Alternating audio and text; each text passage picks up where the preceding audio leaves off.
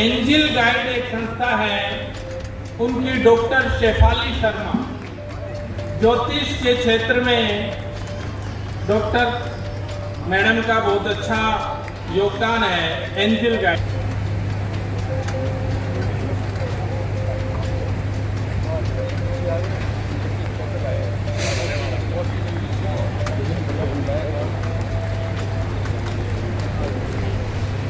चरणों में माल्यार्पण करना बड़े दायित्व का काम है, बहुत जिम्मेवारी का काम है, क्योंकि ये तभी संभव हो सकता है जब हम इस प्रकार का संकल्प लें कि जिस प्रकार से भगवान परशुराम ने हमेशा निर्बल की रक्षा की, जिस प्रकार से वो हमेशा ऊर्जावान रहे, जिस प्रकार से उन्होंने हमेशा न्याय में पूरी दुनिया को, पूरी मानव समाज को संगठित करके न्याय के झंडे के नीचे लाने का एक महत्वपूर्ण प्रयास उन्होंने। प्रोफेसर दयानंद शर्मा, अध्यक्ष श्री ब्राह्मण सभा सिरसा। आज का जो शुभ अवसर है, भगवान परशुराम जी का जन्मोत्सव है, सभी को पता है, और बड़े धूमधाम से सभी विप्र बंधु और अन्य समाज के हमारे साथी भी जो हमारे साथ इस कार्यक्रम को आयोजन करने में बड़ी भूमिका निभा रहे हैं। और मुझे बड़ी खुशी है कि आज के इस कार्यक्रम में हमारे सभी विप्र बंधु एकमत होते हुए धर्मशाला के अंदर पहुंचे हैं और महिला शक्ति भी काफी संख्या में पहुंची है। और आज का जो कार्यक्रम था, इसमें एक अनूठी छाप ये है कि हमारे जो सिरसा जिला के सभी जो ब्राह्मण बंधुओं बड़े खुश हैं और आज का कार्यक्रम जो बहुत ही सफल रहा। मैं सारे सिरसा जिलों को, अपने बंधुओं को, ब्राह्मण बंधुओं को, सभी समाज के सर्व समाज को ये आज के दिन की बहुत बहुत बधाई देता हूं कि जिस प्रकार भगवान परशुराम जी अन्याय के विरुद्ध लड़े, उसी प्रकार हमारे भारतवासी भी अन्याय के विरुद्ध और सच्चाई के साथ खड़ा होने का प्रयास करें। जय भगवान परशुराम।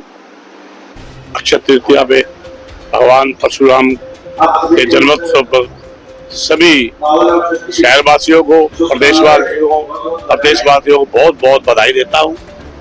और सिर्फ एक ही बात कहना चाहता हूं कि जिस तरह भगवान परशुराम ने आताताइयों का अंत किया, जिसने भी आताताइयों का काम किया उसको धरती विहीन किया, उसी तरह हमें अब वो समय आ चुका है कि हमें आताताइयों को खत्म करने के लिए अपना फरसा उठाना पड़ेगा। ब्राह्मण समाज को एक होकर के, एकजुटता से, एक आवाज से इकट्ठे होकर के ये कार्य करना पड़ेगा।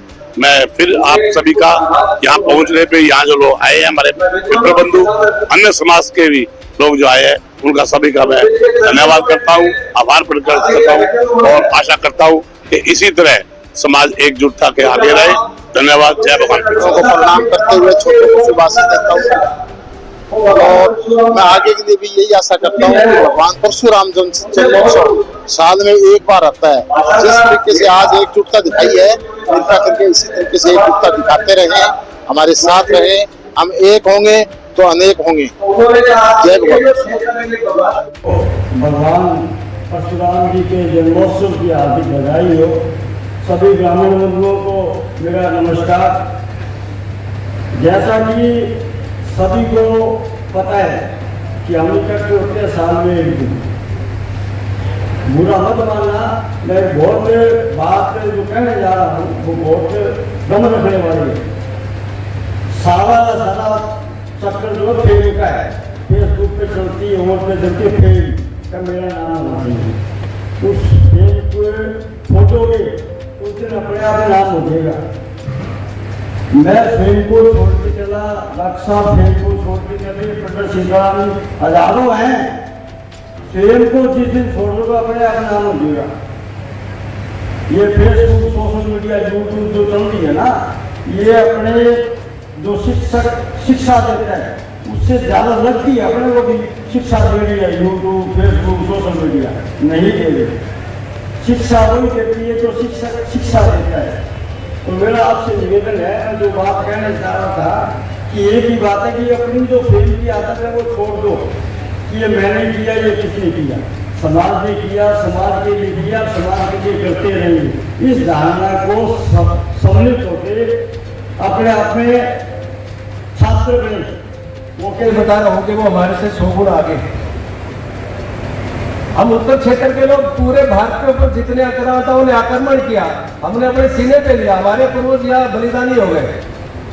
ऐसा नहीं है कि कोई एक ब्राह्मण, जाट, सिख, राजपूत या कोई और जाति का व्यक्ति मरा, सभी मरे। क्यों मरे? क्योंकि इस देश की मिट्टी के लिए मरना जरूरी था, नहीं तो वो हम जीवित नहीं बच रहे।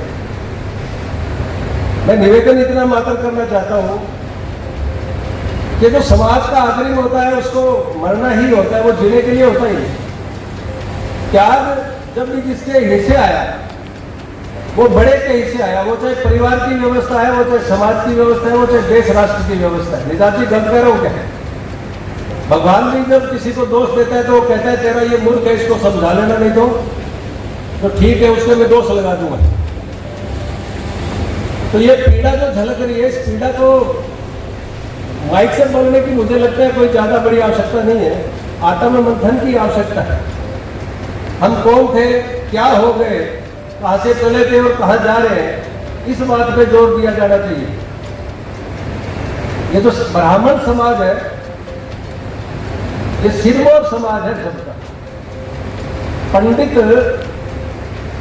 कोई व्यक्ति का नाम नहीं होता,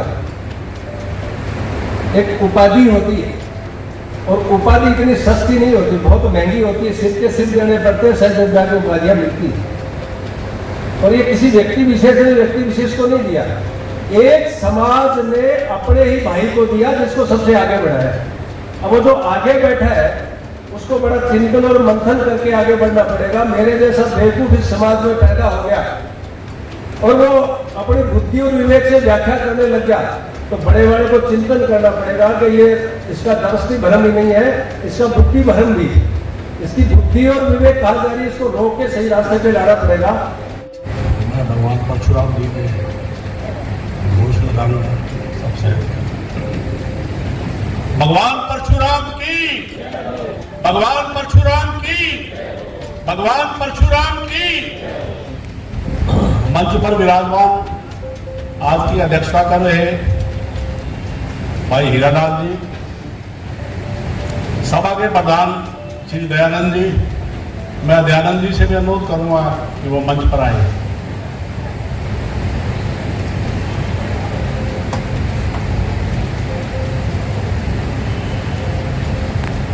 जी वेद शर्मा जी, मेघनाथ शर्मा जी, बाबूराम शर्मा जी,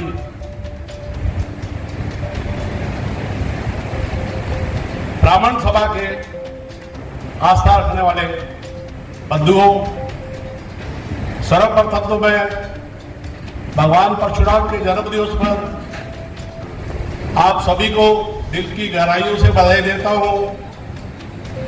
सरसावासियों को बधाई देता हूं, प्रदेशवासियों को, देशवासियों को बधाई देता हूं और आशा करता हूं कि भगवान परशुराम जी के आदर्शों पर चलते हुए आतताइयों को मिटाने में, भ्रष्टाचारियों को खत्म करने में और जो लोग समाज को बदलना चाहते हैं, खराब करना चाहते हैं समाज को, उनसे बचकर नए समाज का, अच्छे समाज का निर्माण करने का काम करें, ऐसा मेरा मानना है। बंधुओं, मैंने पंडित जगदीश्वर शास्त्री जी, पंडित रमेश कालिहास जी, सीताराम भारद्वाज जी, सीताराम जी बंसी बटवाले जी और शहर के पंडित श्री राम जी, आर्य समाज वाले, ऐसे लोगों के चरणों में बैठ के मैंने इस धर्मशाला का निर्माण करने का कार्य किया। ऐसे लोग जो अपना 100% समय जो है उन 3 सालों में ब्राह्मण सभा के लिए उन्होंने 3 साल पूरा, चाहे रात की ठिठुरती ठंड थी, 10 बजे तक घूमते जब चंदा इकट्ठा करने के लिए, तो बुजुर्ग लोग वो मेरे साथ होते थे। महावीर भैट जी थे, मिश्रा जी थे, महावीर मिश्र जी, ऐसे लोग जो चलने में भी सक्षम नहीं थे, बनारसी दास जी, मैं विशेष तौर पर पंडित बनारसी दास जी, पंडित राम प्रताप शर्मा जी, किशोर शर्मा जी, ये सारा दिन यहाँ पर बैठे थे, सुबह 9 बजे से लेके और रात को 8-9 बजे तक ड्यूटी करते थे। ऐसे लोग आगे आने की जरूरत है। मैं उनको नमन करता हूँ। राम प्रताप जी और बनारसी दास जी ने अपना पूरा 3 साल का समय धर्मशाला निर्माण में दिया था। पूरा समय सुबह आते थे, जैसे सरकारी ड्यूटी पर आना ऐसे आते थे। ऐसे लोग भी थे ब्राह्मण सभा में काम करने वाले। और आज कुछ लोग जो है, हमारे बुजुर्गों ने इस ब्राह्मण सभा को बड़ी शिद्दत से इसको पाला है। और सरसा की ब्राह्मण सभा जो है वो मेरे ख्याल हिंदुस्तान में सबसे अलग तरह की ब्राह्मण सभा है, जिसमें 6 जातें समावेश करती है। और 6 जातों के ब्राह्मण जो है वो मिलकर कार्य करते हैं, जिसमें कोई फर्क भेदभाव किसी तरह का नहीं है। चाहे वो गुजरगोट समाज हो, चाहे वो पारिक समाज हो, चाहे वो दादी समाज हो, चाहे वो गौड़ ब्राह्मण हो, चाहे सासू ब्राह्मण हो, सारे भाई मिलके इस संस्था को ऊपर उठाने का काम करते हैं। मेरी आप सभी से करबद्ध प्रार्थना है, और मैं दयानंद जी से स्पेशल कहूंगा कि ये मिलन समारोह आज शुरू किया आपने। आपके सारा साल सरसा जिला में, सरसा के विभिन्न वार्डों में हर महीने एक सम्मेलन करके लोगों को संगठित करने का, लोगों को जागृत करने का काम करें, ताकि समाज उनको याद रखे कि आप ऐसा काम आपने किया है जो किसी ने नहीं किया हो। समाज में और संस्था में वही लोग आगे आए जो काम कर सकता हो, समय दे सकता हो और पूरा निष्ठापूर्वक ईमानदारी से काम करके इसका आयोजन कर सकता है, सारे समाज को एकत्रित कर देना।